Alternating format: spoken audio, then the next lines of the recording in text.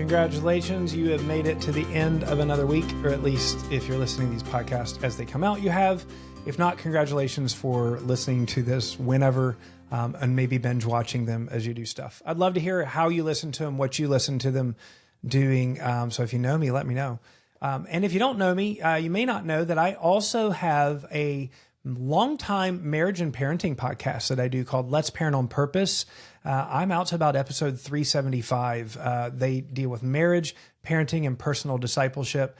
Check out letsparentonpurpose.com. You can actually find them at Christian Parenting, wherever you want.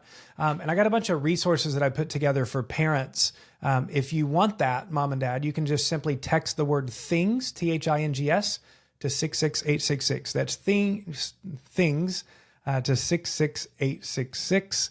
And hey, if you're a young adult, you can also text that and find out all kinds of exciting things that I prepare for parents.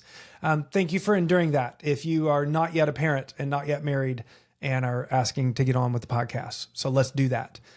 This is the last episode that I'm walking through this week on friendship and betrayal. And truthfully, this is my favorite because it's more vision casting.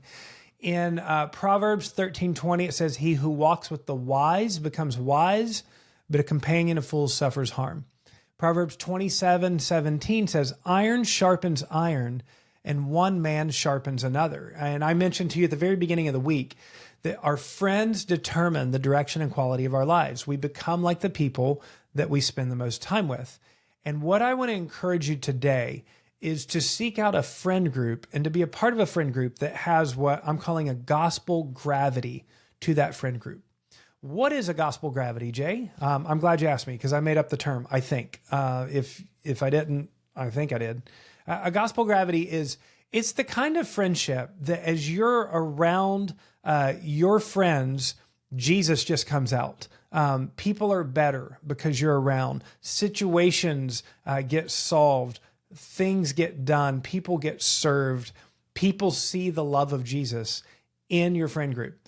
John 13:34-35, Jesus says, "A new command that I give you, love one another.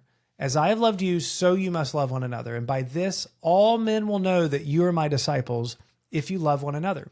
Isn't that amazing that Jesus doesn't say, if you have all of the right theology, if you get it all together, if you're sinless, people will know that the message is true. Instead, it's by the way that you love one another. And so a gospel gravity friendship is a friendship that exhibits some of the stuff we were talking about this week. The selfless love, the doing something together for good for other people. And this doesn't have to just happen in church. I hope that you have gospel gravity friendships in church, but some of the best ones are those that take place outside of church.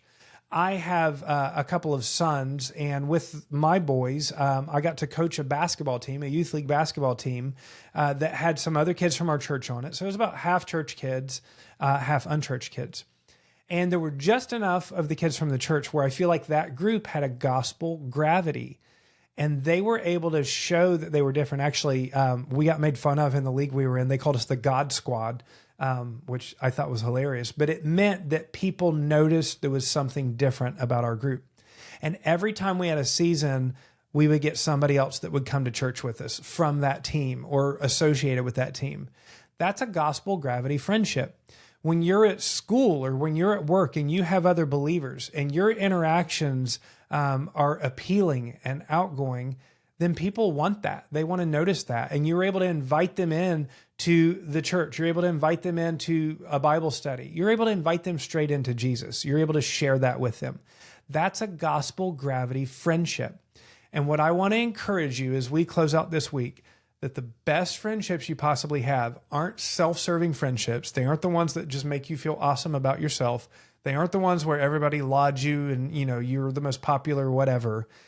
The best friendships are gospel gravity friendships because it will pull you towards Jesus as you pull them towards Jesus, and then your friendship has a gravity to pull other people in. So I want to encourage you, if you've got believing friends, that you would start praying that you guys would be a gospel gravity friendship. And if you're still looking for those people, that you would begin to ask the Lord, give me the kind of friendships that have gospel gravity to change the world for Jesus.